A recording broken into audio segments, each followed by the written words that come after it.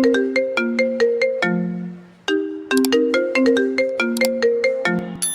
যে বন্ধুরা শুনছো, নতুন নতুন রোমান্টিক ভালোবাসার গল্প পেতে ও শুনতে চাইলে আমাদের সাগর অফিসিয়াল চ্যানেলটি সাবস্ক্রাইব করে বেল বাটনটি অন করে দিও। লাইক কমেন্ট করতে মোটেও ভুলবেন না কিন্তু। ধন্যবাদ সবাইকে। আসসালামু আলাইকুম বিয়ান সাহেব, কেমন আছেন? আপনার তো দেখাই পাওয়া যায় না। ওয়ালাইকুম আসসালাম। নাটক করো না আরিয়ান। কি আবার নাটক করলাম? বিয়ানকে সালাম দিলাম, সেটাও কি অপরাধ? মোটেও অপরাধ না, কিন্তু তুমি তো নাটকবাজ। নাটক না করলে পেটের ভাত হজম হয় না। অত বড় মিথ্যা অপবাদ দিতে পারলেন আপনি বিয়ান। ইস, কতক্ষণ ধরে অপেক্ষা করছি বিয়ান আসবে, তার সাথে গল্প করব। এখন তো দেখি বিয়ানের মেজাজ হট। আরিয়ান খুব খারাপ হবে বলে দিলাম। সব সময় তো বলেন খারাপ হবে, একবার তো ভালো কিছু বলে দেখেন। আমি বলতেই পারি সেটা তোমার হজম হবে না। উগরে বের করে দিব। বলে তো দেখেন একবার, উগরে দেই নাকি গিলে ফেলি। ওদের দুজনের কথার মাঝেই আরিয়ানের ফোন বেজে উঠল। ফোনের স্ক্রিনে জলজল করছে রিমা নামটা। আরিয়ানের মুখে হাসি ফুটে উঠল। এদিকে নীলা তীক্ষ্ণ চোখে তাকিয়ে সবটাই পর্যবেক্ষণ করলো। দাঁতে দাঁত চেপে বাড়ির দিকে হাঁটা শুরু করলো সে। আরিয়ান ডেকে বলল, আরে বিয়ান কই যান? কারো কাছে থার্ড পার্সন হয়ে থাকার জন্য নীলার জন্ম হয়নি। আরিয়ান ভ্যাবাচাকা খেয়ে গেল। বাবারই কি এমন বললো সে? রাগার মতো তো তেমন কিছুই বলে নাই, তাহলে রাগলো কেন? আরিয়ান ফোন রিসিভ করে চলে গেল বাইরে তার গার্লফ্রেন্ড রিমার সাথে কথা বলতে। নীলার ভাবি আরিয়ানের বোন নীলাকে বলল, নীলা তুমি ফ্রেশ হয়ে নাও, খাবার দিব। ভাবি ব্যস্ত হওয়ার কিছুই নেই, আমি তো পালিয়ে যাচ্ছি না। আস্তে ধীরে খাই। আন্টি কই? মা রান্না করছে। নীলা ধীর পায়ে রান্নাঘরের দিকে হেঁটে গেল। রান্নাঘরে জুড়ে ভেসে আসছে গরম মশলার গন্ধ। চুলায় বসানো হাঁড়িতে কাঠের খুন্তি নেড়ে দিচ্ছেন আরিয়ানের মা। মুখে শান্ত হাসি, চোখে অদ্ভুত এক প্রশান্তি। আন্টি আপনি নিজে রান্না করছেন কেন? কাজের লোক তো আছে। আহারে, কাজের লোকের হাতে কি আর নিজের হাতের স্বাদ হয়? তাছাড়া আজ মনটা একটু ভালো, তাই। মন ভালো থাকার কারণ নিশ্চয়ই আপনার ছেলে। আরিয়ান যেমন দুষ্ট তেমনই ভালো, বাইরে থেকে বোঝা যায় না। নীলা কিছুক্ষণ চুপ করে রইল। চুলার আগুনের দিকে তাকিয়ে থাকলো, চোখে জমে আছে অন্য ভাবনা। আন্টি, কিছু মানুষ আছে যারা সব সময় মজা আর হাসির আড়ালে সিরিয়াস বিষয়গুলো ঢেকে রাখে। তুমি আরিয়ানকে ঠিক যেভাবে দেখেছো সে ঠিক তেমন না, এই কথাটা বলতে চাইছো তাই তো? নীলা উত্তর দিল না, শুধু হালকা নিঃশ্বাস ফেলো। এইদিকে বাড়ির বাইরের বারান্দায় দাঁড়িয়ে আরিয়ান ফোনে কথা বলছে। গলার স্বরটা অস্বাভাবিক রকম নরম। আরে রিমা, তুমি না থাকলে আমার দিনটাই অসম্পূর্ণ লাগে। তাই নাকি? অথচ তুমি তো বাড়িতে গিয়ে একদম গায়েব। বিয়ান আছে তো, মানে নীলা আপু। উফ, একদম ড্রাগন। ওকে তুমি ভয় পাও নাকি? ভয়? আমি আমি তো সাহসী পুরুষ। সাহসী পুরুষ ফোনে দাঁড়িয়ে দাঁড়িয়ে কার নামে ড্রাগন ডাকছে? আরিয়ান চমকে ঘুরে দাঁড়ালো। ফোন প্রায় হাত থেকে পড়ে যাচ্ছিল। অনেক ভয় পেয়েছে বেচারা। বিয়ান, আপনি কখন এলেন? এই বাড়িটা কি তোমার একার, নাকি ঢোকার আগে অনুমতি নিতে হয়? আরিয়ান তাড়াতাড়ি ফোন কেটে দিল, জানি এখন কথা বলতে দেখলে আবার ঝগড়া শুরু করবে। না মানে, ওই রিমা কল দিয়েছিল। আমি জানতে চাইনি কে কল দিয়েছিল, আমি জানতে চেয়েছি আমাকে ড্রাগন বলা হলো কেন। মজা করছিলাম বিয়ান, আপনি তো জানেন আমি এমনই। সমস্যা এখানেই আরিয়ান, তুমি সব কিছুকেই মজা মনে করো। নীলার চোখে রাগ, কিন্তু তার আড়ালে লুকানো আছে গভীর এক অস্বস্তি। সে নিজেও জানে না কেন ফোনে স্ক্রিনে রিমা নামটা দেখে বুকের ভেতর অদ্ভুত একটা খচখচ করে উঠল। সবাই হাত ধুয়ে এসো, খাবার তৈরি। নীলা আরিয়ান দুজনেই একসাথে রান্নাঘরের দিকে হাঁটলো, তবে মাঝখানে অদৃশ্য একটা দেওয়াল। খাবার টেবিলে ধীরে ধীরে সবাই বসলো। বড় গোল টেবিলটা যেন আজ একটু বেশি ভরাট। খাবারে নয় কথাই, সাদা ভাতের সাথে গরম ডাল, ভাজি, মাছের ঝোল আর মায়ের হাতের স্পেশাল মাংস। নীলার সামনে প্লেট দেওয়া হলো, সে খাচ্ছে ধীরে সুস্থে, চোখ নামানো। আরিয়ানের মা নরম গলেই বলেন, নীলামা, তোমার পড়াশোনা কেমন চলছে বলো তো? ভালো আন্টি, আলহামদুলিল্লাহ। তা বিয়ে নিয়ে কোনো ভাবনা আছে নাকি? দেরিতে করার ইচ্ছে? টেবিলে হালকা নীরবতা নেমে এলো। আনিকা খাওয়ার মাঝে চোখ তুলে তাকালো। আরিয়ান ভাত মুখে তুলেই থমকে গেল। নীলা একদম স্বাভাবিক মুখে বলল, না আন্টি, দেরি করার ইচ্ছে নেই। বাড়ি থেকে যদি ভালো ছেলে পাই অবশ্যই করব। এই তো মা, ভালো ছেলে পেলে বলো। নীলার মতো মেয়ের জন্য তো অনেকেই লাইনে দাঁড়িয়ে যাবে।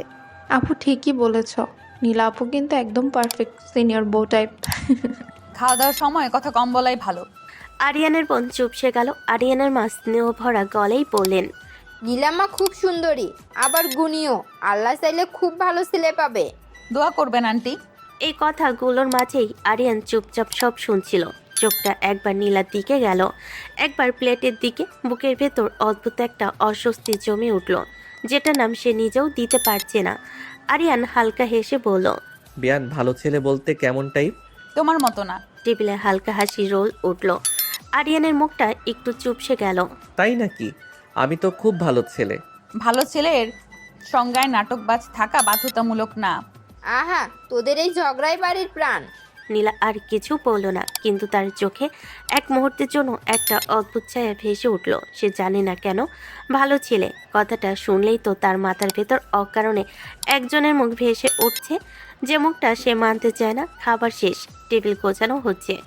আনিকা আর নীলা ড্রয়িং রুমের একপাশে বসে গল্পে মেতে উঠেছে।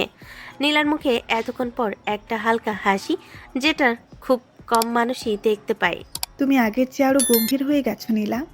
গম্ভীর না হলে এই দুনিয়ায় টিকে থাকা যায় ভাবি? সবকিছু এত সিরিয়াস নিলে চলবে? মাঝে মাঝে হেসেও তো বাঁচতে হয়। নীলা হালকা হাসলো, কিন্তু চোখে সে চিরচেনা করা ভাব। ঠিক তখনই দরজার পাশ থেকে ভেসে এলো একটা পরিচিত গলা। ওহো, গল্প হচ্ছে আর আমাকে বাদে? এটা তো অন্যায়। না, যাও। নাটকবাজ কাউকে কাছে রাখি না। এই দেখেন বেয়ান, আমি নাটকবাজ কই? আমি কখন নাটক করি? তুমি কথা বললেই নাটক শুরু হয়ে যায়। আরে নীলা বসুক না, এমনিতে তো সারাদিন ঝগড়া করো। ঝগড়া করি না, সত্যি বলি। এই যে দেখলেন, আপনি খালি ভুল বোঝেন বেয়ান। আমি তো একদম নিষ্পাপ। নিষ্পাপ মানুষ নিজের মুখে নিজেকে নিষ্পাপ বলে না। তাহলে কিভাবে প্রমাণ দিব? চুপ করো। এটা তো আমার পক্ষে অসম্ভব। তোমরা দুজন থাকলে বাড়িটা একদম নাট্যমঞ্চ হয়ে যায়। ভাবি, ওকে উস্কাবেন না। আমি ওসখানি খাই না, আমি তো এমনিতেই আগুন। হ্যাঁ, আগুন। নিজেই জ্বলো, অন্য কেউ পোড়াও। বেয়ান, আপনি আমাকে এত ভয়ঙ্কর ভাবেন কেন? কারণ আমি মানুষ চিনতে ভুল করি না। এই কথাটাই আরিয়ানের মুখের হাসিটুকু একটু শুকিয়ে গেল, কিন্তু সে হার মানার ছেলে না। আরিয়ান আবার ন্যাকামি করে বলে, তাইলে আমাকে আরেকবার চিনে দেখেন, হয়তো ভুল চিনেছেন। আমার সময় নেই। সময় আমি বের করে নেব। কি বললে? বললাম চা খেতে ইচ্ছে করছে। আল্লাহ, তোমার এই দুষ্টু বুদ্ধি একদিন তোমাকে মারবে। কেউ মারলে মন্দ লাগবে না, যদি সে রাগী সিনিয়র হয়। আর একটা কথা বললে দাঁত ভেঙে দিব। এই রাগটাই তো আপনাকে আলাদা করে। নীলা চলে গেল, কিন্তু ঘরে রয়ে গেল তার রাগের গন্ধ আর আরিয়ানের চোখে একরাশ কৌতূহল। সে বুঝতে পারছে এই রাগই নীলার পেছনে লুকিয়ে আছে অনেক না বলা কথা। নীলা রুমে এসে বিছানার এক কোণে বসে পড়ল। জানালার পর্দা অর্ধেক টানা, বাইরে সন্ধ্যার আলো ধীরে ধীরে কমে হয়ে আসছে। বুকের ভেতরটা অদ্ভুত রকম ভারী লাগছে তার। কেন রাগ লাগছে সে নিজেও ঠিক জানে না, শুধু মনে হচ্ছে এই রাগের উৎসটা একটা নির্দিষ্ট মানুষ। নীলা নিজে নিজে বিড়বিড় করলো, অসহ্য, একদম অসহ্য। বেয়ান, এত রাগেন কেন? বের হও, এক্ষুনি যাও চোখের সামনে থেকে। আরে রাগ কমানোর জন্যই তো আসলাম। আসুন না, একটু আদর করে দেই, রাগটা উধাও হয়ে যাবে। তুমি একদম বেয়াদব হয়ে গেছো। এক্ষুনি বের হও। আহা, একটা কিছু তো করি নাই এখনো, এত রাগেন কেন? চুপ। আর একটা শব্দ বললে ভালো হবে না। ভালো তো হবেই, আপনি হাসলেই ভালো। তার কথা শেষ হওয়ার আগে নীলা বিছানা থেকে একটা বালিশ তুলে সজোরে ছুঁড়ে মারল। বালিশটা গিয়ে সোজা আরিয়ানের মুখে পড়ল। ওফ, এইটা আবার কোন লেভেলের আক্রমণ? এটা ওয়ার্নিং, পরেরটা কিন্তু বালিশে শেষ হবে না। মানে আরেকটা পাবো? তাহলে তো আমি এখানেই থাকি। তোমার এই হাসিটাই আমার রাগের কারণ। তাহলে রাগের কারণটা আমাকে বলুন, আমি ঠিক করে দেব। সবকিছু ঠিক করার দায়িত্ব তোমার না। কিন্তু রাগটা তো আমার ওপরই ঝাড়ছেন। কারণ তুমি সহজ টার্গেট। তাইলে টার্গেট হতে আমার আপত্তি নাই। বের হও। যাই, তবে মনে রাখবেন, রাগের পেছনে আমি লুকিয়ে থাকলে দোষ আপনারই। দরজা বন্ধ হলো। নীলা ধপ করে বিছানায় বসে পড়ল। বুকের ভেতর ধুকপুক করছে। রাগটা এখনো আছে, কিন্তু তার সাথে অদ্ভুত একটা স্বস্তিও। আর দরজার ওপাশে দাঁড়িয়ে থাকা আরিয়ান হালকা হেসে ভাবল, এই রাগে নীলাকে সামলানো সহজ না, কিন্তু অসম্ভবও না। রাত অনেকটা গভীর, বাড়ির সবাই খেয়ে যে যার রুমে চলে গেছে। আকাশে আধখানা চাঁদ, হালকা বাতাসে বেলকনির পর্দা দুলছে। আরিয়ান নিজের রুমের বেলকনিতে এসে দাঁড়ালো। এক হাতে ফোন, অন্য হাতে রেলিং ধরে আছে। চোখে সেই চেনা দুষ্টু ঝিলিক। ফোনের ওপাশে রিমা। জান, আজ সারাদিন তোমাকে খুব মিস করেছি, সেটা তো প্রতিদিনই বলো। কিন্তু আজ আলাদা। জানো তো কতদিন তোমার ঠোঁটের স্বাদ নেই না। ঠিক সেই সময় পাশের বেলকনি দরজাটা খুলল। নীলা নিজের রুমে বেলকনিতে এসে দাঁড়ালো। রাতের বাতাসে মাথাটা একটু ঠান্ডা করতে চেয়েছিল, কিন্তু কানে আসা কথাগুলো শুনে তার ভ্রু দুটো এক মুহূর্তেই কুঁচকে গেল। নীলা মনে মনে বলে, বদমাস কোথাকার, প্রেম করেই এসব করে, একদম লুচ্চা। আরিয়ান চোখের কোণ দিয়ে নীলার উপস্থিতি টের পেল। ঠোঁটের কোণে বাঁকা হাসি ফুটে উঠল। সে আরও ইচ্ছে করে গলার স্বর নরম করলো। জান, সামনে পেলে কিন্তু আর ছাড়তাম না, খুব আদর করতাম। এইসব কথা হঠাৎ হঠাৎ বলো কেন? কারণ মন চাইছে। নীলার বুকের ভেতরটা কেমন যেন জ্বলে উঠল। সে মুখ ফিরিয়ে নিল, কিন্তু কান বন্ধ করা সম্ভব না। নীলা মনে মনে দাঁত চেপে, নির্লজ্জ, এই বাড়িতে দাঁড়িয়ে এইসব কথা। জান, তোমার ঠোঁট দুটো খুব নরম, এগুলো মনে আছে? এই কথাই নীলা ধৈর্যের বাঁধ ভাঙার জোগাড়। সে হঠাৎ করে কড়া গলায় বলে উঠল, রাতে দাঁড়িয়ে দাঁড়িয়ে ফোনে এসব নোংরা কথা বলতে লজ্জা করে না? ও বিয়ান, আপনি এখনো জেগে? পুরো বাড়ি জেগে যাবে তোমার এসব কথায়। আমি তো শুধু কথা বলছি, এতে সমস্যা কোথায়? সমস্যা তোমার মুখে। এই মুখটাই তো কারো কারো রাগের কারণ। আর একটা মিনিট দাঁড়ালে কিন্তু ফোনটা ছিনিয়ে নিয়ে ভেঙে দিব। জান, পরে কথা বলছি। ফোন কেটে এসে নীলার দিকে ঘুরে দাঁড়ালো। তারপর মিষ্টি হেসে বলল, কি যে করেন বিয়ান, প্রেম করাও কি এখন অপরাধ? অপরাধ না, কিন্তু চরিত্রটা একটু ঠিক রাখো। চরিত্র তো ঠিকই আছে, শুধু আপনি বুঝতে চান না। নীলার কথা না বাড়িয়ে ভেতরে চলে গেল। বেলকনি দরজা বন্ধ হওয়ার শব্দটা বেশ জোরে। আরিয়ান কিছুক্ষণ বেলকনিতে দাঁড়িয়ে রইল। চোখে এখনো হাসি, কিন্তু তার ভেতরে অন্য এক অনুভূতি ধীরে ধীরে জমছে। এই রাগী নীলাকে রাগানোটা যেমন মজা, তেমনি তার প্রতিক্রিয়াগুলো অদ্ভুতভাবে মনে দাগ কাটছে। আর নীলা রুমে ঢুকে দরজা লাগিয়ে বুকের ভেতর ধুকপুক করা হৃদয়টা সামলাতে চেষ্টা করলো।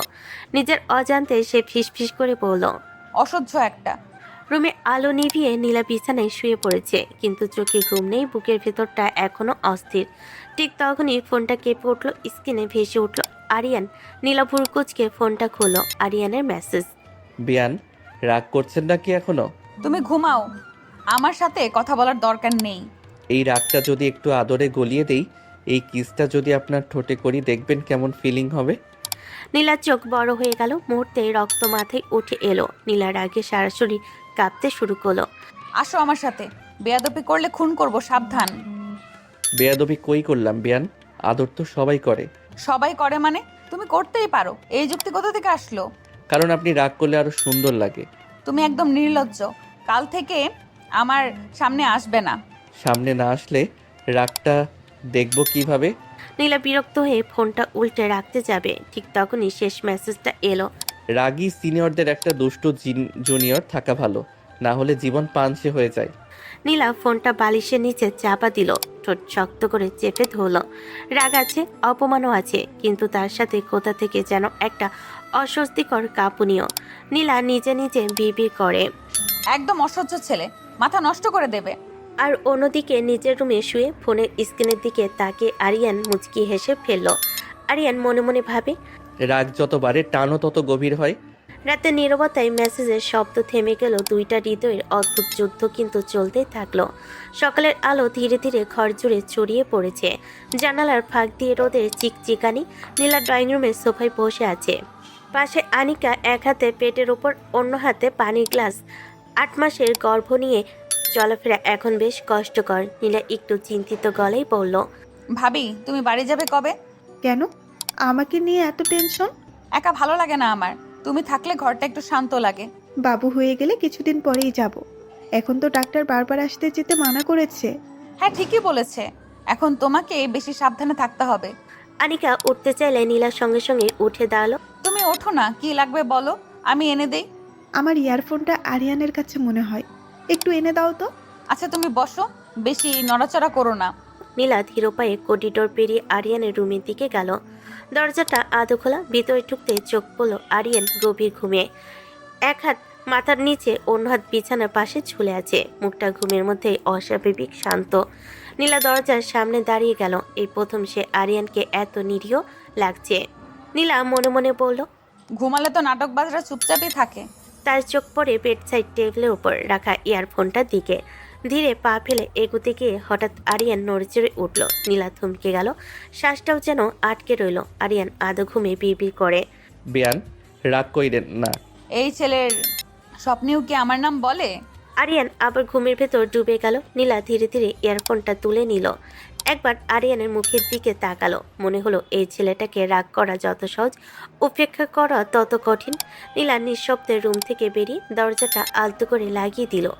ঘুম ভেঙে চোখ কসলাতে কসলাতে ড্রয়িং রুমে এসে দাঁড়ালো আরিয়ান।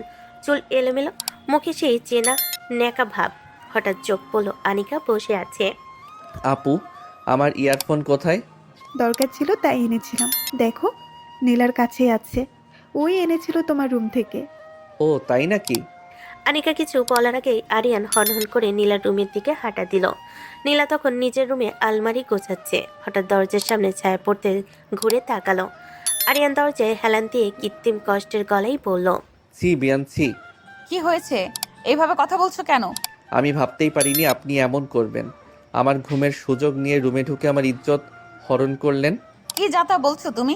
ঠিকই বলছি, আমার গায়ে তখন শার্টও ছিল না, আপনি সব দেখে ফেললেন। একদম মুখ সামলে কথা বলবে। আমি ভাবির জন্য ইয়ারফোন আনতে গিয়েছিলাম, আর তুমি? মানে আপনি অস্বীকার করছেন না যে দেখেছেন? এই বেয়াদব, একদম অসভ্য। বের হও আমার রুম থেকে। দেখলেন অপরাধীর মতো রিয়াকশন। আর 1 সেকেন্ড থাকলে ভালো হবে না। আরিয়ান দরজার দিকে যেতে যেতে নাটকীয় গলায় বলল, ঠিক আছে, কিন্তু ইতিহাস সাক্ষী থাকবে আমার ইজ্জত লুট হয়েছে। যাও এখান থেকে, মাথা নষ্ট ছেলে। দরজা বন্ধ হয়ে গেল। নীলা বিছানায় বসে হাঁপাচ্ছে, রাগে মুখ লাল। নিজের অজান্তে বিড় করে উঠল। এই ছেলেটা একদিন আমাকে পাগল বানিয়ে ছাড়বে। আর অন্যদিকে দরজার বাইরে দাঁড়িয়ে আরিয়ান হাসি চেপে রাখতে পারছে না। আরিয়ান মনে মনে বলল, রাগাতে পারলে দিনটা সার্থক। সকালে নরম রোদ ডাইনিং টেবিলের উপর পড়ছে। সবাই খেতে বসেছে। টেবিলে গরম ভাত, ডাল, ভাজি আর ডিম ভাজা। আনিকা এক পাশে বসে মুখে শান্ত হাসি। আরিয়ানের মা টুকটাক গল্প করছেন। ঘরের পরিবেশটা একদম স্বাভাবিক, শুধু নীলার ভেতরটা ছাড়া। নীলা চুপচাপ খাচ্ছে, চোখ নামানো। আরিয়ান তার ঠিক পাশে বসে আছে, মুখে একরাশ নিরীহ ভাব, যেটা যে কতটা ভয়ে নীলা ভালো করে জানে। হঠাৎ টেবিলের নিচে আরিয়ানের পা আস্তে করে স্লাইড করে নীলার পায়ের কাছে চলে গেল। নীলা চমকে উঠে চোখ তুলে তাকালো। আরিয়ান মুখে কিছু না বলেই নিরীহ ভঙ্গিতে ভাত খেতে লাগলো, যেন কিছুই হয়নি। নীলা দাঁত চেপে রাখলো। সবার সামনে কিছু বলা যাবে না, এটাই সবচেয়ে বড় সমস্যা। আনিকা হাসতে হাসতে বলল, আজকের ভাজিটা বেশ ভালো হয়েছে না? হ্যাঁ, অনেক ভালো হয়েছে। এই ফাঁকে আবার আরিয়ানের পা একটু নড়ে হালকা করে নীলার পা ছুঁয়ে গেল। নীলার হাত কাঁপলো, সে কড়া চোখে তাকালো। নীলা একদম গলা নামিয়ে বলল, একদম থামো। আরিয়ান চোখ নামিয়ে ভাত মুখে দিল, ঠোঁটের কোণে দুষ্টু হাসি। আরিয়ান নরম গলায় টেবিলের উপর একদম স্বাভাবিকভাবে বলল, বিয়ান, লবণটা একটু দেবেন? পা সরাও। আমি তো কিছুই করছি না। ঠিক তখনই আবার পা স্লাইড। নীলার চোখে এবার আগুন জ্বলে উঠল, কিন্তু চারপাশে সবাই। সে শুধু ঠান্ডা গলায় বলল, ভাত খাও। জি ম্যাডাম। আনিকা সবকিছু লক্ষ্য করছে, কিন্তু কিছু বলছে না, শুধু মুচকি হাসছে। খাবার টেবিলে গল্প চলতে থাকে, কেউ বাবুর কথা বলছে, কেউ বাজারের কথা, কিন্তু টেবিলের নিচে নীরবে চলতে থাকে আরেক যুদ্ধ। নীলা শেষমেশ ভাত নামিয়ে উঠে দাঁড়ায়। আমি উঠছি। এত তাড়াতাড়ি? ঠিক মতো তো খেলেন না। তোমার জন্যই হজম হচ্ছে না। নীলা চলে যায়। আরিয়ান চেয়ারে হেলান দিয়ে হালকা হাসে। নীলার আগে রুমে ঢুকে দরজাটা ঠাস করে বন্ধ করে। আয়নার সামনে দাঁড়িয়ে গভীর শ্বাস নেই। বুকের ভেতরটা এখনো গরম। খাবার টেবিলে সেই দুষ্টু ছোঁয়ায় স্মৃতি যেন পিছু ছাড়ছে না। ঠিক তখনই দরজায় হালকা নক। কি বিয়ান, না খেয়ে চলে এলেন কেন? তুমি কেন এসেছো আমার রুমে? বেয়াদবি করছো কেন? আমি তো শুধু খোঁজ নিতে এলাম। দেখলাম তো একটু ছোঁয়াতে আপনার খাওয়া বন্ধ হয়ে গেল। কি বলছো তুমি? এই যে এতটুকু ছোঁয়াও যদি হজম না হয়, তাহলে ভবিষ্যতে মানুষজনের ভিড়ে চলবেন কিভাবে? ভবিষ্যতের কথা ভাবার দরকার নেই, এখনই বের হও। আমি তো ভাবছিলাম আপনি এত শক্ত কেন? জীবন তো একটু সহজভাবে নিলেই ভালো। আরিয়ান, সীমা বোঝো। আমার ধৈর্যের পরীক্ষা করো না। আমি তো সীমাই বোঝার চেষ্টা করছি। আপনি যেখানে দেয়াল তুলেছেন সেখানেই তো প্রশ্ন জাগে। এই রুম থেকে এক্ষুনি বের হও, নইলে আমি চিৎকার করব। আচ্ছা যাচ্ছি, তবে একটাই কথা, রাগ করে নিজেকে কষ্ট দেবেন না। যাও। দরজাটা বন্ধ হতে নীলা বিছানায় ধারে বসে পড়ল। রাগ এখনো আছে, কিন্তু তার সাথে একটা অস্বস্তিকর আলোড়নও। আর করিডোরে হাঁটতে হাঁটতে আরিয়ান নিজের মনে মুচকি হাসলো। আরিয়ান মনে মনে ভাবে রাগের আড়লে যে দেওয়াল ওটার ওপাশে পৌঁছানোটাই সবচেয়ে বড় চ্যালেঞ্জ। বিকেলে রোদটা নরম হয়ে এসেছে। ছাদের এক কোণে পাটি পেতে বসেছে আনিকা আর নীলা। আকাশে নীলচে আলো হালকা বাতাসে নীলার ওড়না উঠছে। আনিকা পিঠে হেলান দিয়ে বসে এক হাত পেটের ওপর হাত রেখে ধীরে ধীরে কথা বলছে। সাথে বসলে মনটা হালকা হয়ে যায় না? হ্যাঁ ভাবি, এখানে বসলে মাথার ভেতরের শব্দগুলো একটু চুপ করে। তুমি সবসময় এত শক্ত থাকো কেন নীলা? এই যে ছাদে আড্ডা আর আমাকে ডাকলেন না। হাতে ট্রে 3 কাপ ধোয়া ওঠা চা। আরিয়ান হাসি মুখে কাছে এসে বলল, আপু, তোমার জন্য আদা চা আর বিয়ানের জন্য স্পেশাল। তোমার চা তুমি খাও। এভাবে বললে তো হবে না, আপনাকে খেতেই হবে। আরে নীলা, খেয়ে দেখো না, নিজে বানিয়েছে তো। নীলা বিরক্ত মুখে 1 কাপ তুলে নিল। এক চুমুখে অনিচ্ছা সত্ত্বেও বলল, খারাপ না। আরিয়ানের চোখে দুষ্ট ঝিলিক। সে একটু ঝুঁকে আস্তে করে এমনভাবে বলল যেন শুধু নীলাই শোনে। ভালো তো লাগবেই, কারণ এতে আমার ঠোঁটের ছোঁয়া আছে। এই একটা বাক্যে যেন ছাদে আগুন লেগে গেল। নীলা চোখ বড় করে তাকালো, মুখ লাল, রাগে কাপটা নামিয়ে রাখলো। এসব নোংরা কথা বন্ধ করো। কি হলো, এমন করে চা নামালে কেন? কিছু না ভাবি, চা গরম। আমি তো কিছুই বলিনি। নীলা চোখ রাঙিয়ে তাকালো, চোখের ভাষা স্পষ্ট। আর এক শব্দ বলে খুন করব। আরিয়ান মুচকি হেসে নিজের কাপটা তুলে খেলো।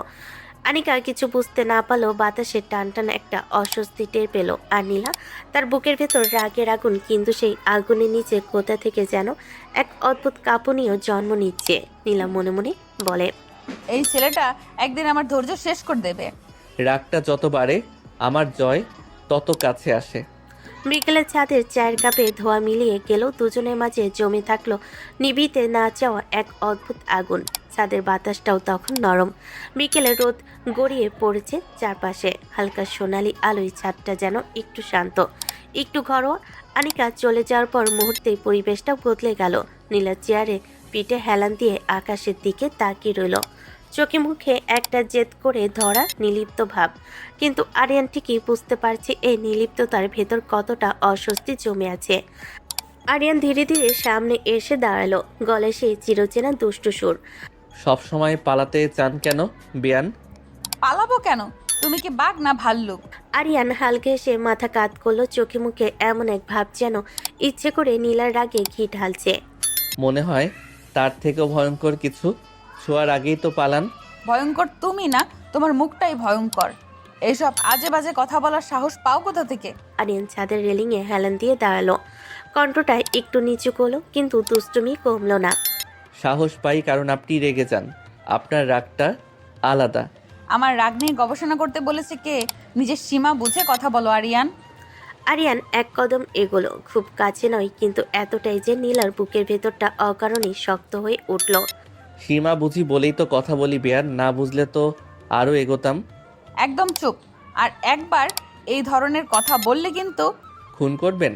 এই ডায়লগটা আজকে কয়বার শুনলাম জানেন? নীলা দাঁত কামড়ে ধরল, কিছু বলবে, কিন্তু বলার আগেই আরিয়ান হালকে হেসে পিছিয়ে গেল।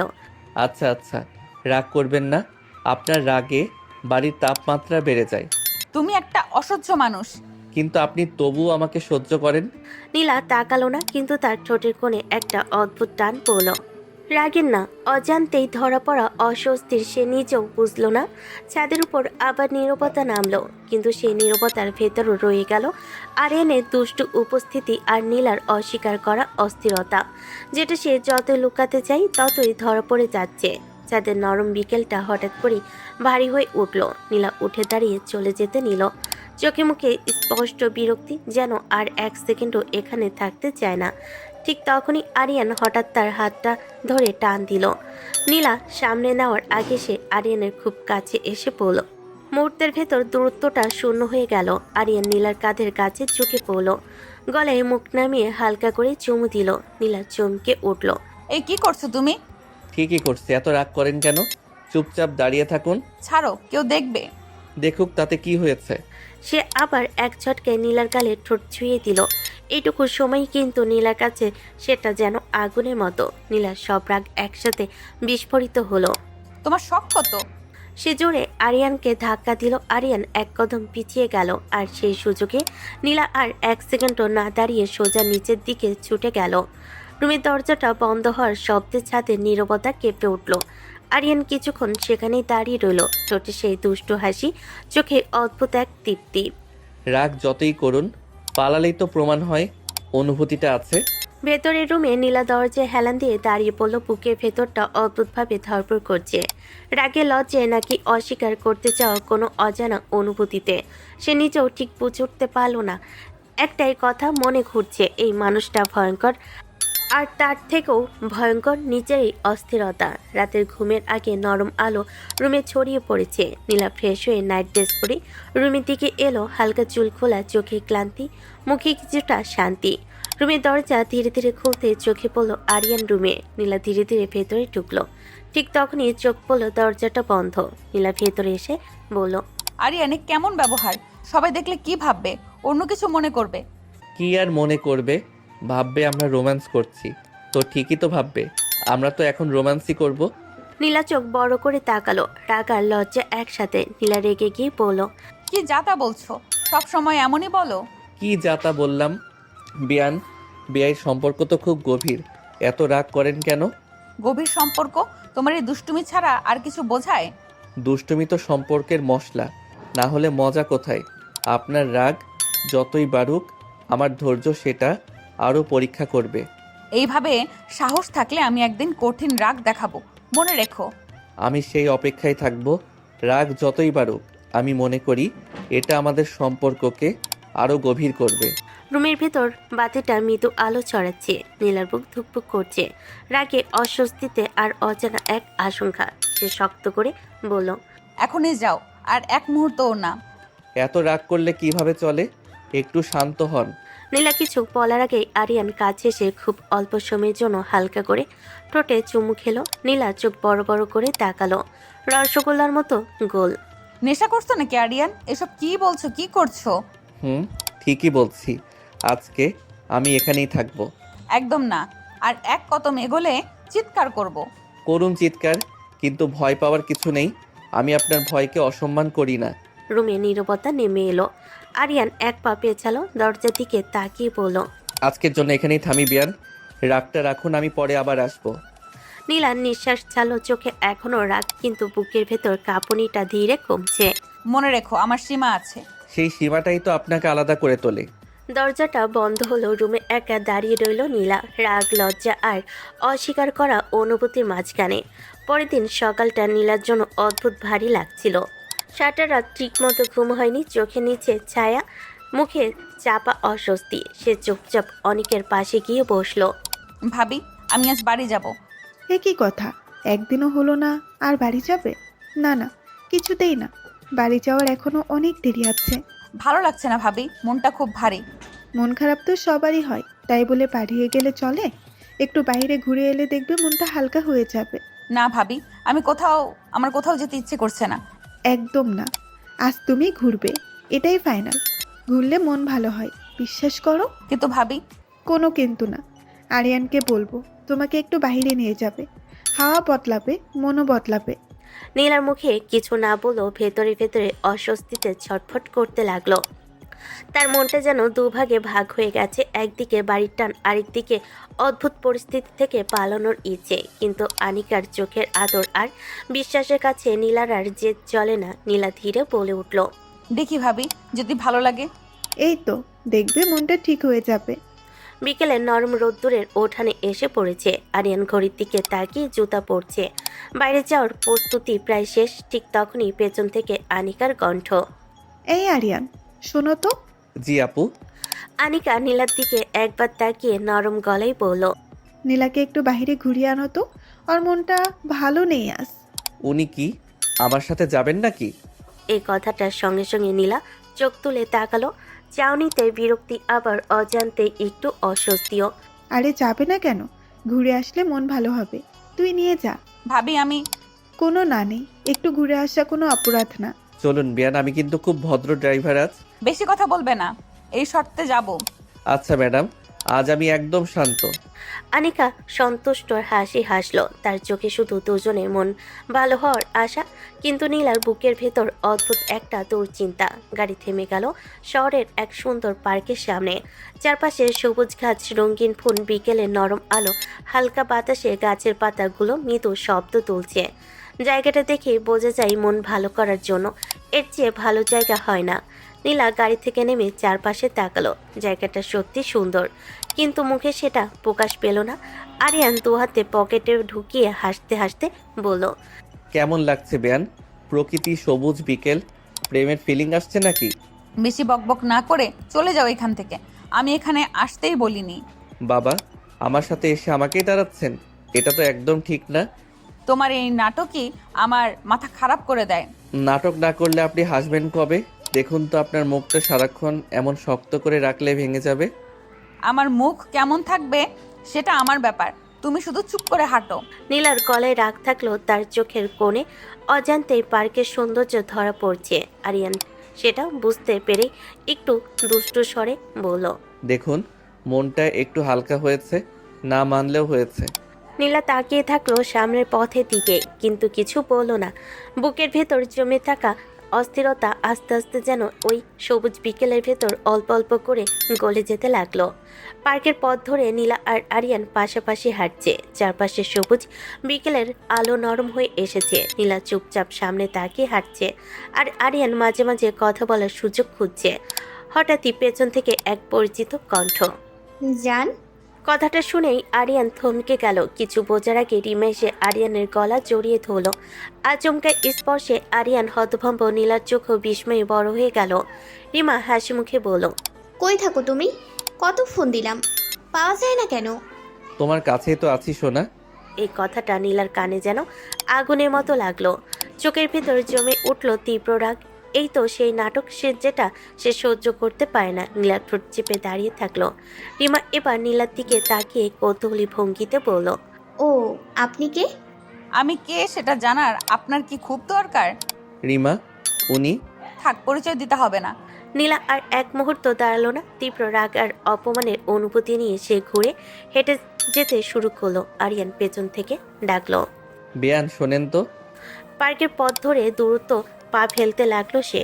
চোখের কোণে জমে থাকা রাগ আর অপমানের আগুন যেন তাকে পুড়িয়ে দিচ্ছে।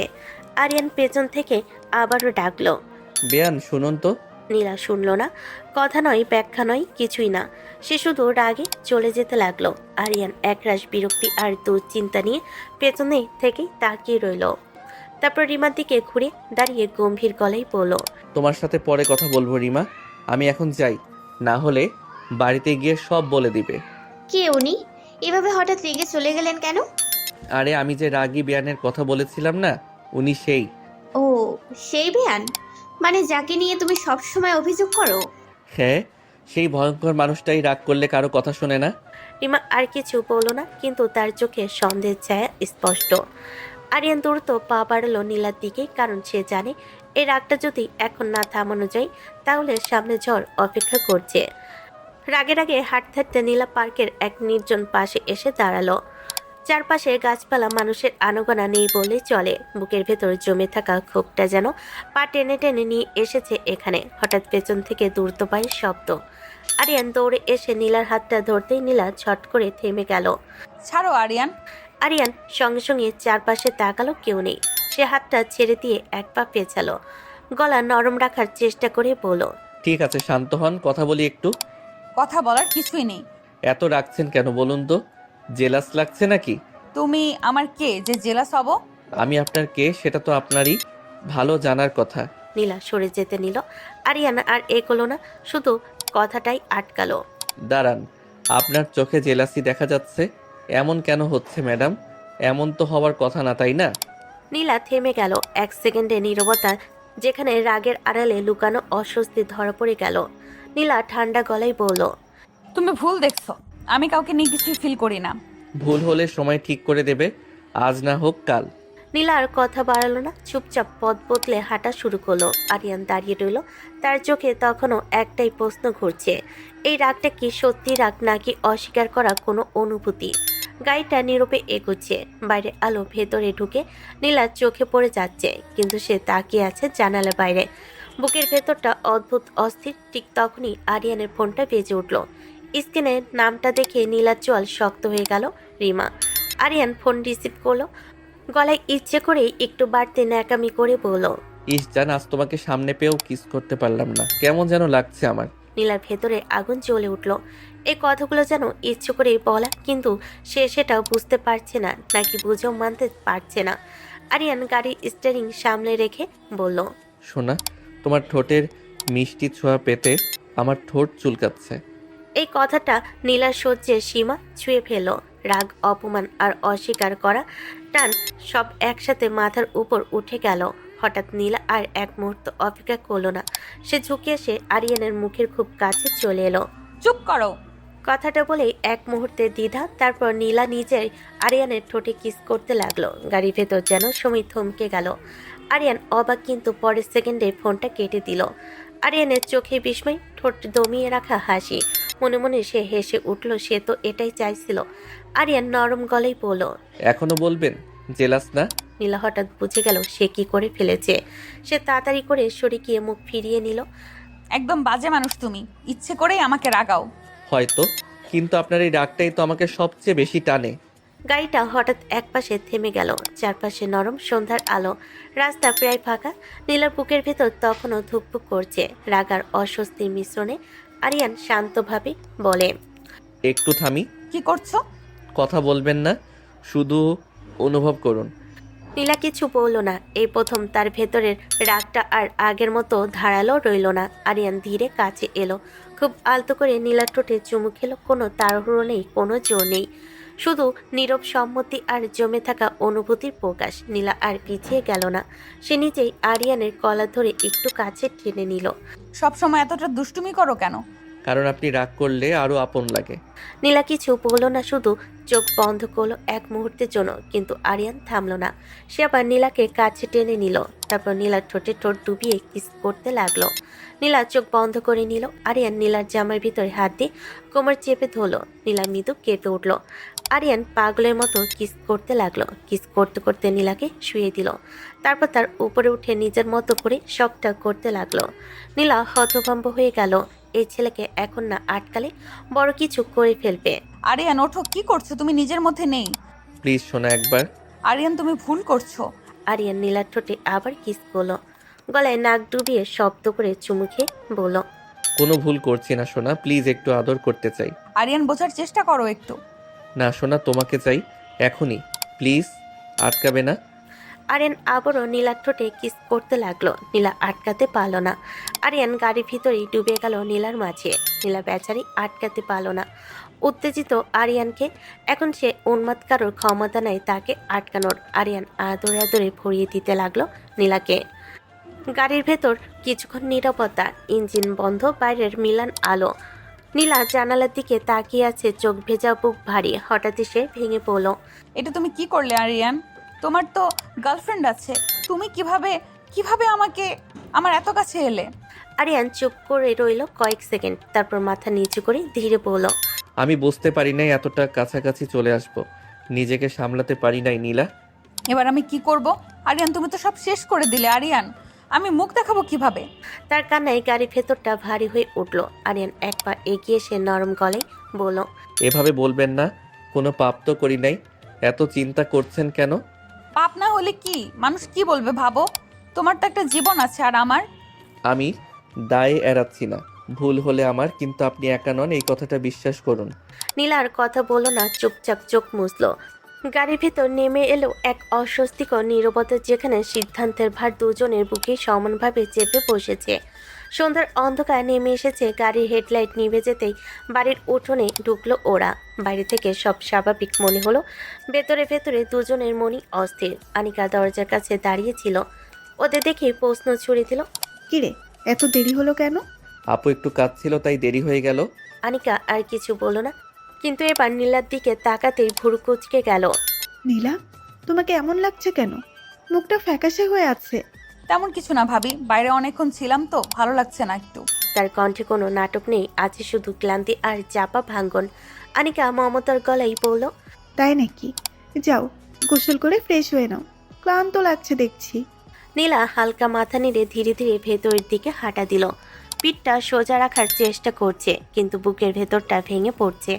আরিয়ান দাঁড়িয়ে রইল, নীলার চলে যাওয়ার দিকে তাকিয়ে, তার চোখে অপরাধবোধ আর দুশ্চিন্তার ছায়া। এই বাড়ির ভেতর সবাই স্বাভাবিক, সবাই হাসি খুশি, কিন্তু দুটো মানুষের মনে ঝড় বয়ে চলেছে নীরবে। গোসল শেষে নীলা ধীরে ধীরে রুমে ঢুকলো, ভেজা চুল, মুখে ক্লান্তি। তোয়ালে সরিয়ে আয়নার দিকে তাকাতেই হঠাৎ থমকে গেল। আরিয়ান চেয়ারে বসে আছে। নীলা চমকে উঠল। আরিয়ান, তুমি এখানে কেন? কেউ দেখলে কি হবে? যা হওয়ার হয়ে গেছে, আর কি হবে? না, এভাবে ঠিক না, এক্ষুনি যাও। একটু দাঁড়ান।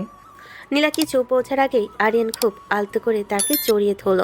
কোনো জোর নেই, শুধু থামিয়ে দেওয়ার এক মুহূর্ত। সে নীলাকে আয়নার সামনে দাঁড় করি পিছন থেকে জড়িয়ে ধরল। আরিয়ান আয়নার ভেতর তাকিয়ে বলল। দেখুন তো আমাদের কত সুন্দর মানায়। নীলা আয়নার ভেতর নিজের চোখ দেখল। সেই চোখে ভয়, দ্বিধা আর অস্বীকার করা কিছু অনুভূতি। একদম বাজে লাগে।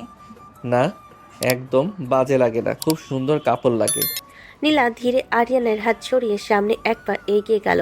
কণ্ঠ শান্ত, কিন্তু ভেতরে ঝড়। তুমি বুঝছো না, এটা ঠিক না। রুমের ভেতর বাতাস ভারী হয়ে উঠল। নীলার বুক ধুকপুক করছে, অথচ সে নিজেই জানে না ভয় নাকি অনুভূতির চাপ। আরিয়ান ধীরে এগিয়ে এসে নীলার হাতটা ধরে নিল। এবার আর টান নয়, শুধু কাছে টেনে নেওয়া। নীলা কিছু বলতে যাবে, তার আগেই আরিয়ান তাকে নিজের কাছে এনে আলতো করে গলায় মুখ নামিয়ে নিল। এক মুহূর্তের স্পর্শ যেন গায়ে কাটা ধরিয়ে দিল। আরিয়ান ফিস ফিস করে বলল। আমরা কি পারি না এক হতে? সবকিছু কি এত সহজ আরিয়ান? আরিয়ান উত্তর না দিয়ে খুব আলতো করে নীলার ঠোঁটে চুমু দিল। কোনো তাড়া নেই, শুধু বোঝানোর চেষ্টা। একটু চেষ্টা করুন না, তাহলেই সব হবে। সে আবার নীলার গলায় মুখ নামালো। এবারও কোনো জোর নেই, শুধু সেই পরিচিত দুর্বলতার জায়গায় ছোঁয়া। নীলা হঠাৎ নিজেকে সরিয়ে নিল, চোখে ভয়, অভিমান আর অস্বীকার একসাথে। তুমি আমাকে দুর্বল করতে চাইছো। দুর্বলকে আর কি দুর্বল করব? আপনি তো আগে থেকেই দুর্বল। নীলা চুপ করে রইল, কারণ সে জানে এই কথাটা মিথ্যা নয়। দুজনের মাঝখানে আভাসে নীরবতা। ঘরের আলোটা মৃদু আয়নার সামনে দাঁড়িয়ে থাকা নীলার চোখে অস্থিরতা, আরিয়ানের চোখে একরকম জেদি নিশ্চয়তা। আরিয়ান ধীর কণ্ঠে বলল। সব সময় তো আপনি আমার ছোঁয়ায় দুর্বল হয়ে পড়েন। এসব বলো না আরিয়ান, প্লিজ। আরিয়ান থামল না। সে আবার নীলাকে কাছে টেনে নিল, দুহাতে শক্ত করে জড়িয়ে ধরল। এই জড়িয়ে ধরাই কোনো তাড়া নেই, আছে দাবি। আরিয়ান নিচু স্বরে বলল। বারবার বলবো মিসেস। কি সব বলছো? কেউ শুনবে। আরিয়ান হেসে ফেলল, সেই আত্মবিশ্বাসী হাসি। নীলার কানে মুখ নিয়ে বলল। শুনলে শুনুক, আমার কিছু যায় আসে না। এই কথাটাই যেন নীলার বুকের ভেতর জমে থাকা সব প্রতিরোধ ভেঙে দিল। আরিয়ান আর এক সেকেন্ড দেরি করল না। সে আলতো করে নীলার মুখটা নিজের দিকে তুলে নিল আর ঠোঁটে ঠোঁট ডুবিয়ে দিল। এই চুমুতে কোনো তাড়াহুড়ো নেই, আছে অনেক দিনের জমে থাকা অনুভূতি, অস্বীকারের ক্লান্তি আর না বলা ভালোবাসার স্পষ্ট স্বীকারোক্তি। নীলা প্রথমে স্থির হয়ে গেল, তারপর অজান্তেই আরিয়ানের শার্টের কলারটা শক্ত করে ধরে ফেলল। ঘরের বাতাসটা ভারী হয়ে আছে, নীলা নিঃশ্বাসের শব্দ স্পষ্ট শোনা যাচ্ছে। আরিয়ান কিস থেকে সরে এসে আবার নীলার গলার কাছে মুখ নামালো। সেখানে আলতো এক চুমু যেন সাহস সঞ্চয় করছে। আরিয়ান কাঁপা কণ্ঠে বলল। আমি আর পারছি না, আপনাকে সবসময়ই আমার চাই নীলা, আমি সত্যি আর পারছি না। উল্টাপাল্টা কথা বলবে না, তোমার তো গার্লফ্রেন্ড আছে। আরিয়ান একটু হাসলো, সে চেনা আত্মবিশ্বাসী হাসি। নীলার কানে কাছে মুখ এনে বলল। গার্লফ্রেন্ড বাইরে থাকে, আমার বউ লাগবে যে সবসময় কাছে থাকবে, আদর করতে দিবে। আমি আদর করতে দিব? কে বলেছে? বলতে হবে কেন? আমি জানি তো। এই জানি তো কথাটার ভেতর ছিল নীলার সব দুর্বলতার তালিকা। আরিয়ান আবার একটু কাছে এলো। কাছে আসলে আপনি নিজেই বদলে যান, নিজেকে আর চিনতে পারেন না। নীলা কিছু বলতে চাচ্ছিল, কিন্তু আরিয়ান আর সুযোগ দিল না। সে আলতো করে নীলার মুখটা নিজের দিকে টেনে নিল, আবার ঠোঁটে এক চুমু দিল। এই চুমুতে জেদ আছে, কিন্তু জোর নেই। নীলা চোখ বন্ধ করে ফেল, মনে হচ্ছিল প্রতিটা প্রতিরোধ গলে যাচ্ছে। কিছুক্ষণ পরে সে সরে এসে কাপা গলায় বলল। এইভাবে কথা বলবে না আরিয়ান, আমি নিজেকে সামলাতে পারি না। আমি সেটাই চাই না নীলা, আমি চাই আপনি নিজের মতোই থাকুন আমার কাছে। ঘরের আলোটা মিলান আয়নার সামনে দাঁড়িয়ে থাকা দুটা মানুষ, একজন দিশেহারা, অন্যজন সিদ্ধান্তে অটল। নীলার বুকের ভেতর ধুকপুক করছে, আরিয়ানের চোখে জ্বলে উঠছে একরাশ জেদ। আরিয়ান হঠাৎ বলল। আমি বাড়িতে বিয়ের কথা বলবো, খবরদার, একদম না আরিয়ান, সবাই রাগ করবে, ঝামেলা হবে। রাগ করুক, তবুও বলবো। তুমি বোঝো না এই বাড়িতে এসব সহজ না। আপনি না মানলে আমি বাড়ি ছেড়ে চলে যাব। কি বলছো এসব? তবু আপনাকে হারাবো না। আমার আপনাকে লাগবে নীলা, খুব করে লাগবে। এই কথাগুলো ছিল আবেগের চূড়ান্ত স্বীকারোক্তি। নীলার সমস্ত দেওয়াল কেঁপে উঠল। নীলা কিছু বলতে যাচ্ছিল, ঠিক তখনই আরিয়ান তার কোমরে হাত রাখলো, হালকা টান দিয়ে নিজের কাছে টেনে নিল। আরিয়ান ছাড়ো। আরিয়ান কোনো কথা বলল না, শুধু চোখের ভাষাই বলল, আমি পিছাবো না। তারপর আবার নীলার ঠোঁটে চুমু। এই চুমুতে কোনো দুষ্টামি নেই, আছে অধিকার আর ভয়, হারানোর ভয়। নীলা চোখ বন্ধ করে দাঁড়িয়ে থাকলো। মনে হচ্ছিল এই মুহূর্তে সে আর রাগ করতে পারছে না, ভয় পাচ্ছে নিজের অনুভূতিকে। সকালের আলোটা আজ নীলার চোখে ঠিক স্বাভাবিক লাগছিল না। রাতের অস্বস্তি, অপরাধবোধ আর ভয় সব মিলিয়ে বুকের ভেতরটা ভারী হয়ে আছে। ডাইনিং টেবিলে সবাই বসেছে, খাবারের গন্ধ ছড়িয়ে পড়ল। নীলার মন পড়ে আছে অনেক দূরে। নীলা ধীরে গলা খাকারি দিয়ে বলল, ভাবি, আমি আজ চলে যাব। আজই? কেন, কি হয়েছে? কিছু না ভাবি, হঠাৎ মায়ের কথা খুব মনে পড়ছে, মনটা ভালো নেই। নীলা কথাগুলো বললেও সত্যিটা আরেকটু গভীরে। আরিয়ান চুপচাপ বসেছিল, কিন্তু এই কথা শোনা মাত্রই সে সব বুঝে গেল। এটা মায়ের টান না, এটা পালানো। আরিয়ানের চোখ অন্ধকার হয়ে উঠল, চামচটা শক্ত করে ধরল সে। এই সময় আরিয়ানের মা মমতা ভরা গলায় বলেন, আর কয়দিন থাকো মা? মাত্র তো 2-3 দিন হলো এলে, এত তাড়াহুড়ো কেন? না আন্টি, আবার আসবো, এবার যাই। এই আবার আসবো কথাটা আরিয়ানের কারণে আগুন ঢেলে দিল। হঠাৎ টেবিলের নিচে আরিয়ান পা বাড়ল, ধীরে কিন্তু স্পষ্টভাবে। নীলার পায়ের উপর পা স্লাইড করলো তার পা। নীলা চমকে উঠল, চোখ বড় হয়ে গেল। সে বুঝে গেল এটা রাগ, এটা আদেশ, এটা অনুরোধ নয়। নীলা পা সরিয়ে নিল, কিন্তু মুখে কিছু বলল না, বরং আরো দৃঢ় হয়ে বলল, অনেকদিন হয়ে গেছে আন্টি, মা একা থাকে, যাওয়ার দরকার। যদি মন না থাকে তাহলে জোর করে রেখে লাভ নেই। ঠিক আছে মা, খেয়াল রেখো নিজের। সবাই রাজি হয়ে গেল, শুধু একজন মানুষ আরিয়ান। সে রাজি হলো না। সে দাঁতে দাঁত চেপে রইল, চোখে জমে উঠল ভয়ঙ্কর রাগ। এই রাগ চেঁচামেচি না, এই রাগ চুপচাপ কিন্তু গভীর। আরিয়ান মনে মনে বলল, পালিয়ে বাঁচতে পারবে না নীলা, আমি তোমাকে ছেড়ে দেব না। খাবার শেষে নীলা চুপচাপ নিজের রুমে ঢুকে পড়ল। মনের ভেতর অস্থির, হাত দুটো কাঁপছে। আয়নার সামনে দাঁড়িয়ে চুল গোছাতে গোছাতে সে বারবার দরজার দিকে তাকাচ্ছে। ঠিক তখনই দরজায় নখ। দ্বিতীয় নখ দেওয়ার আগে দরজাটা খুলে গেল। আরিয়ান। নীলা ঘুরে তাকাতে সে দরজাটা আস্তে করে বন্ধ করে দিল। লকটা পড়েনি, তবুও নীরবতার শব্দটা ভারী।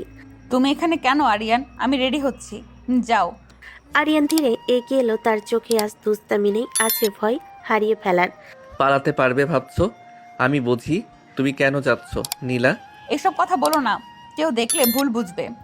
আরিয়ান থেমে গেল, একদম কাছে এসে আরো ছোঁয়া দিল না, শুধু নরম গলায় বলল, ভুল বুঝবে কেন যদি আমরা নিজেরাই পরিষ্কার না থাকি? তাহলে কেন এমন করে কথা বলো, যাতে আমি আরো অস্থির হয়ে যাই? কারণ তুমি চলে যেতে চাইছো, আর আমি সেটা মানতে পারছি না। সবকিছু এত সহজ না আরিয়ান। আমি জোর করতে চাই না, কিন্তু সত্যিটা বলি, তোমাকে ছাড়া আমি থাকতে পারছি না। যদি কখনো আমার কাছে আসো, আমি চাই সেটা তোমার ইচ্ছাই হোক, ভয় নয়। রুমে নীরবতা নামলো। এই নীরবতায় কোনো চুমু নেই, কিন্তু তার চেয়েও গভীর কিছু আছে, অস্বীকার করা যায় না এমন অনুভূতি। নীলা আস্তে করে বলল, এই কথাগুলোই সবচেয়ে বেশি কষ্ট দেয় আরিয়ান। আমি অপেক্ষা করব নীলা, কিন্তু পালিয়ে বাঁচবে না, কারণ অনুভূতি পালায় না। সকালটা অদ্ভুত রকম ভারী। বাড়ির ভেতর সবাই নিজের কাজে ব্যস্ত, কিন্তু অদৃশ্য এক অস্বস্তি বাতাসে ভাসছে। নীলা ব্যাগটা হাতে নিয়ে বারান্দার পাশে দাঁড়িয়ে আছে। চোখে কোনো তাড়া নেই, তবুও থাকার ইচ্ছেটা নেই, এটা স্পষ্ট। অনিকা বিষয়টা বুঝে ফেলেছে অনেক আগে। সে আরিয়ানের দিকে তাকিয়ে নরম গলায় বলল, আরিয়ান, নীলাকে বাড়ি গিয়ে দিয়াই, একা একা গেলে আমার ভালো লাগবে না। আরিয়ান চেয়ারটায় হেলান দিয়ে বসেছিল, চোখে জমে থাকা রাগটা আর ঢাকতে পারল না। যার যাওয়ার ইচ্ছে সে একাই যাক। কথাটা শোনার সাথে সাথে ঘরটাই বাতাস যেন জমে গেল। আনিকা বিস্মিত হয়ে তাকালো। এসব কি কথা বলছিস? না ভাবি, আমি ঠিক আছি, আমি একাই পারবো। তুই রাগ করে যাচ্ছিস নাকি? না ভাবি, এমনি বাড়ির কথা মনে পড়ছে। আরিয়ানের চোখ এক মুহূর্তের জন্য নীলার চোখে আটকে গেল। অনেক কথা ছিল, কিন্তু একটাও বের হলো না। নীলা সবার দিকে তাকিয়ে বলল, আন্টি, আমি তাহলে আসি, আবার আসবো। ভালো করে যাও মা, সময় হলে আবার এসো। নীলা মাথা নেড়ে সম্মতি জানালো, তারপর আবার পিছনে না তাকিয়ে দরজার দিকে হাঁটা দিল। নীলার চলে যাওয়ার মুহূর্তে ঘরটা অদ্ভুত নীরব হয়ে গেল। কেউ কিছু বলছে না, কেউ কেউ চোখ নামিয়ে আছে, কিন্তু বাতাসের মধ্যে ধরা যাচ্ছে চাপা উত্তেজনা। আরিয়ান দাঁড়িয়ে রইল, মাথার মধ্যে রাগটা মাউন্টেনের মতো জমে গেছে। নীরবতায় সে নিজেকে সামলাতে পারছিল না। এটা কি হলো? আমি তাকে হারাতে পারি না। সে এক মুহূর্তের জন্য নিজেকে ধরে রাখতে চাইল, কিন্তু নীলার ঠোঁটের স্পর্শ, চোখের অঙ্গিভঙ্গি সবই মনে ভেসে উঠল। রাগ তার হৃদয়ে আগুনের মতো জ্বলে উঠল। আরিয়ান হঠাৎ সিদ্ধান্ত নিল, আর কিছু না ভেবেই সে দরজা খুলে পা বাড়ালো বাইরে। হাওয়া তাকে সাথে নিয়ে ছুটছে। সব অসহ্য। দরজার পাশে থাকা সবাই চমকে তাকালো। আনিকাও কিছুক্ষণের জন্য থমকে দাঁড়ালো। আরিয়ানের রাগ শুধু শব্দ নয়, এটা তার ভেতরের একরাশ আবেগের আউটপুট। আরিয়ান ধীরে ধীরে সিঁড়ি থেকে নামে। রাস্তায় পা রাখার সাথে সাথে তার কণ্ঠের মধ্যে জমে থাকা ক্ষোভ বাতাসে মিলিত হয়। রাতটা ছিল শান্ত, কিন্তু নীলার বুকের ভেতর থমকানো উত্তেজনা থামছিল না। হঠাৎ ফোনের স্ক্রিনে জ্বলে উঠল আরিয়ান। নীলা চোখ বন্ধ করে ফোনটা ধরে দেখল।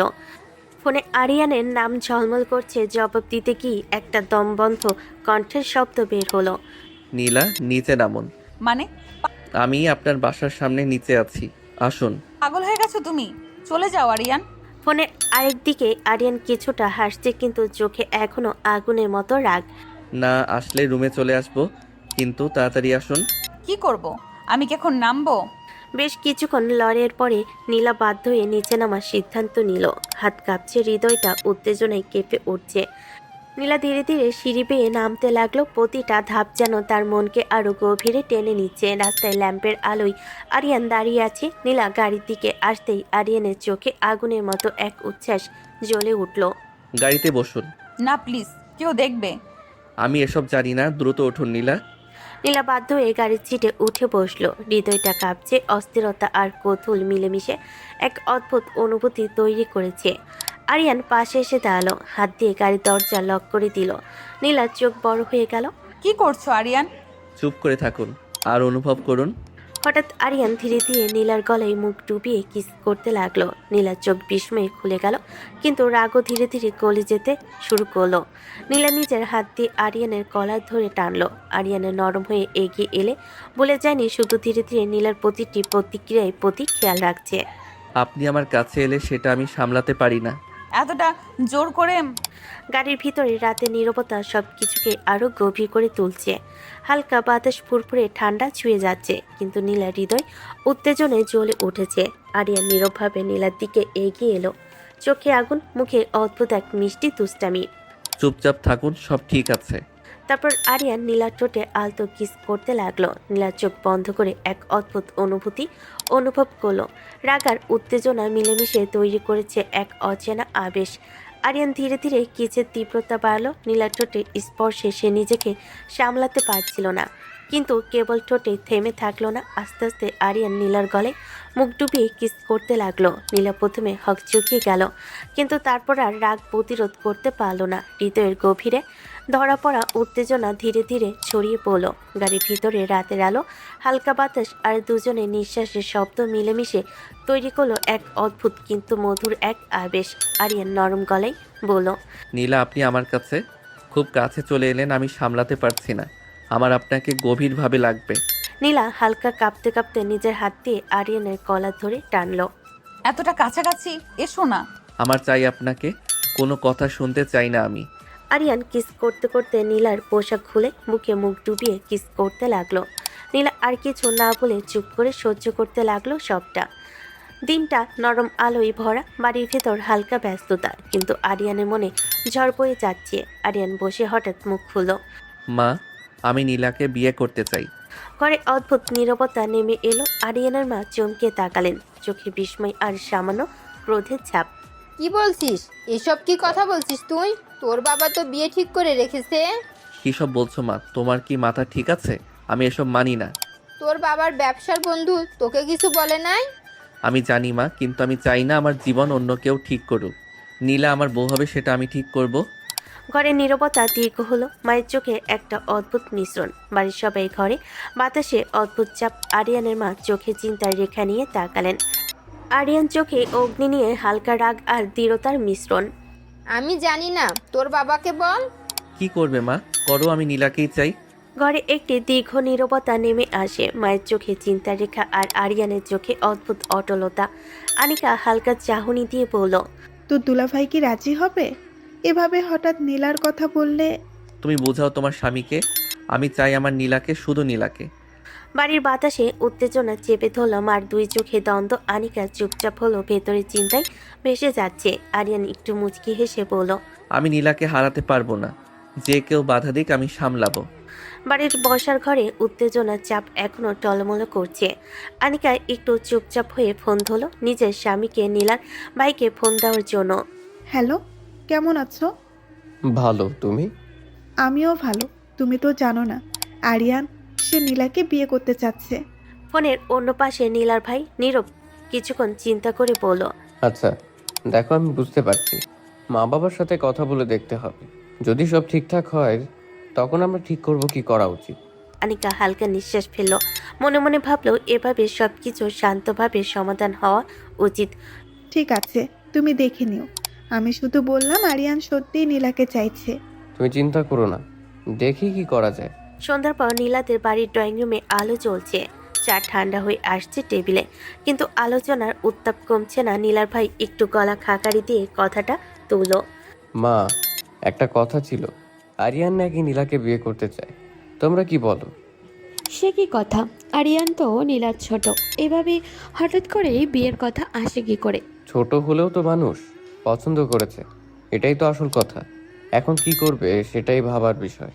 নীলার বাবা এতক্ষণ চুপ করেছিলেন, এবার চশমার উপর দিয়ে তাকিয়ে বলেন, পছন্দ থাকলেই তো হয় না। আরিয়ানের পড়াশোনা শেষ, কিন্তু সে নিজে কি করে, দায়িত্ব নেবে কিভাবে? ওটা বড় ব্যাপার না আব্বা, ওদের তো ব্যবসা আছে, পরিবারের ব্যবসা সামলাবে। দায়িত্ব শিখে নিতে সময় লাগে, কিন্তু সুযোগ না দিলে শিখবে কি করে? নীলার মতামতটা কি? ও তো কোনোদিনও ওইসব বলেনি। সেটাই তো ভাবার বিষয় মা, সবাই বসে শান্তভাবে কথা বলতে হবে। ঘরের নীরবতা নেমে এলো। এই নীরবতার ভেতরে জন্ম নিচ্ছে বড় সিদ্ধান্তের বীজ। নীলার বাবার কণ্ঠটা সেদিনের অদ্ভুতভাবে শান্ত ছিল, যেন ঝড়ের আগে স্তব্ধতা।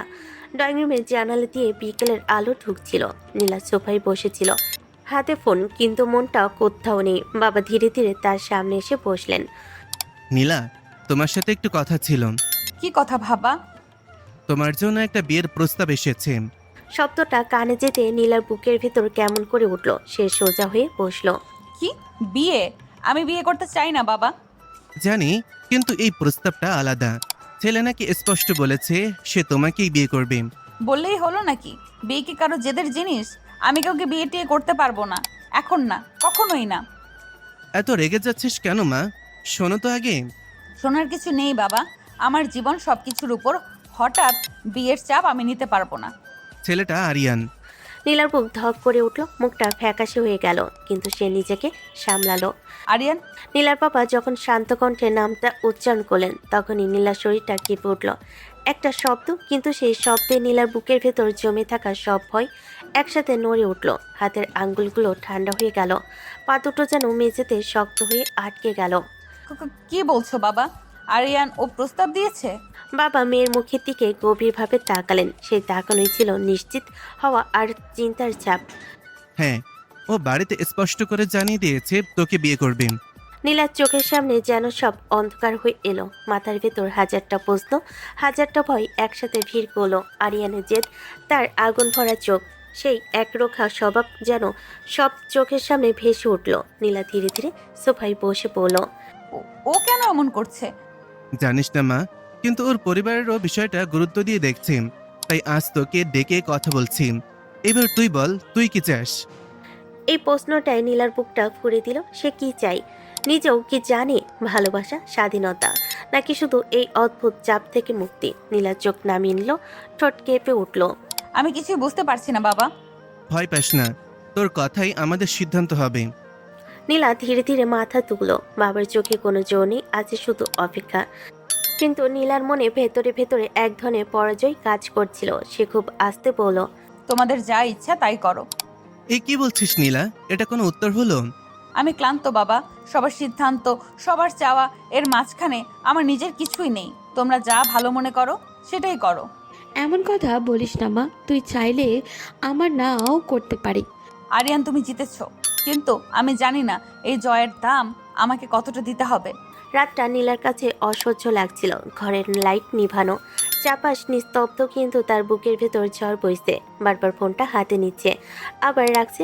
শেষমেশ আর পালো না, রাগে কাঁপতে কাঁপতে সে কল বাটনে চাপ দিল। 1 রিং 2 রিং। হ্যালো, এত রাতে মিস করছো নাকি? আরিয়ান, তুমি এটা কেন করলে? কেন বাড়িতে বিয়ের কথা বললে? তো কি ভেবেছিলেন আপনি সারা জীবন আমার কাছ থেকে পালিয়ে থাকবেন? আমি তোমাকে বিয়ে করতে চাই না আরিয়ান, পরিষ্কার করে বলছি। কয়েক সেকেন্ড চুপ, তারপর আরিয়ানের গলার এক ধরনের নির্লজ্জ আত্মবিশ্বাস। না করলেও সমস্যা নাই, বিয়ে তো আগেই হয়ে গেছে। এসব বলবে না আরিয়ান। বাসরও 2 বার হয়েছে, চাইলে গিয়ে তুলে নিয়ে আসবো আপনাকে। লজ্জা করে না এইসব কথা বলতে? একটা মানুষ এতটা নিচে নামতে পারে? আরে জান, এত সিরিয়াস কেন? কথার কথা বলছি। বিয়ে করার পরেও প্রেম করো তুমি? ভাবলে কিভাবে আমি সব ভুলে গেছি? তুমি মনে করো আমি এতটাই বোকা? সেসব ছিল টাইম পাস, এখন আমি তোমাকেই চাই। আমি কখনোই মানবো না তোমাকে আরিয়ান, কখনোই না। এত জেদ দেখাচ্ছেন কেন? শেষ পর্যন্ত আমার কাছে আসতে হবে। আজ থেকে যদি আর একটা কথাও বলো, শপথ করে বলছি খুন করব। কথাটা বলে সে কল কেটে দিল। ফোনটা বিছানার উপর ছুঁড়ে ফেলল নীলা। বুকের ভেতর দম বন্ধ করা কান্না, চোখে আগুন আর অপমানের জ্বালা।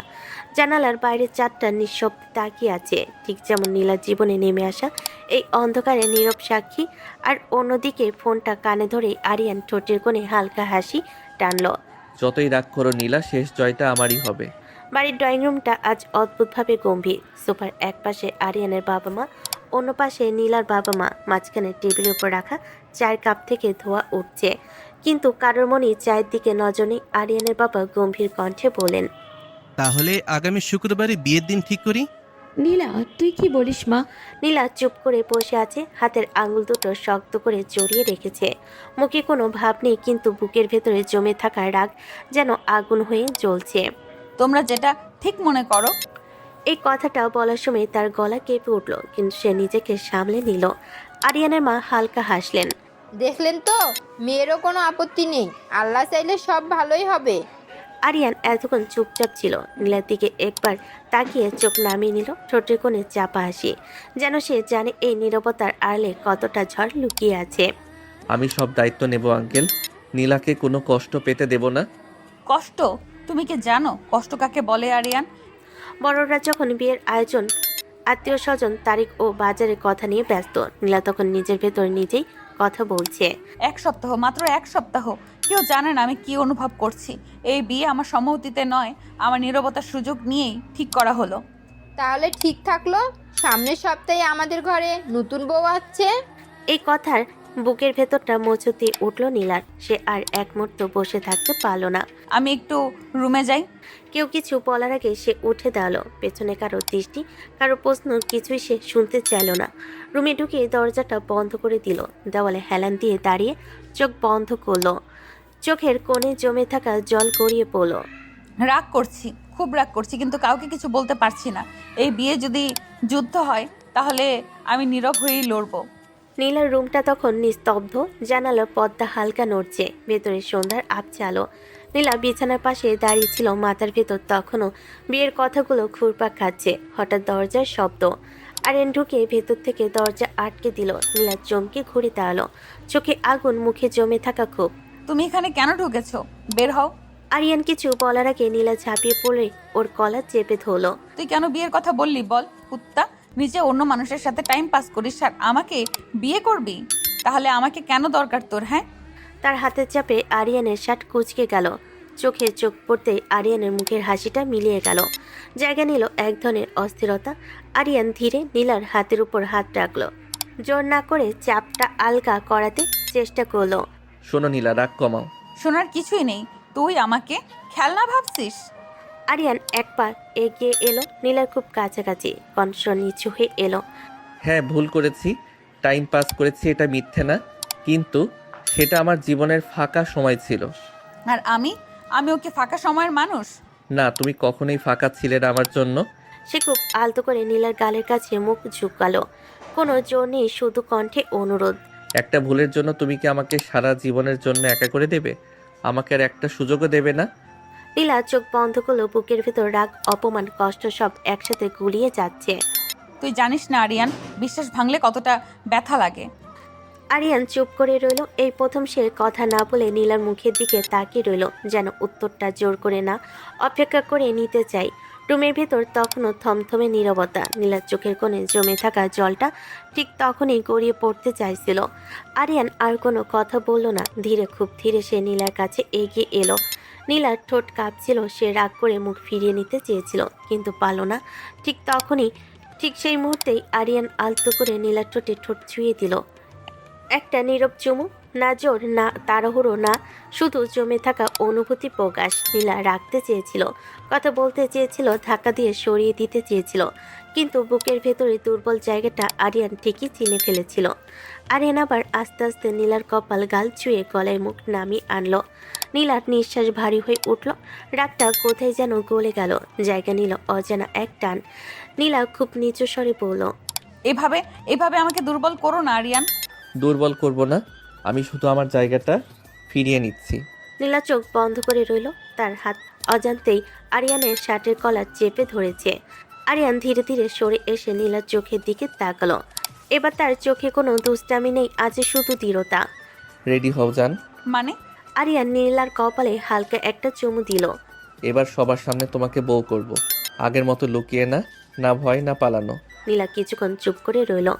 বুকের ভেতরে ঝড় বইছে, রাগ, ভয়, ভালোবাসা, জেদ সব একসাথে। সহজ ভাবছো সব কিছু?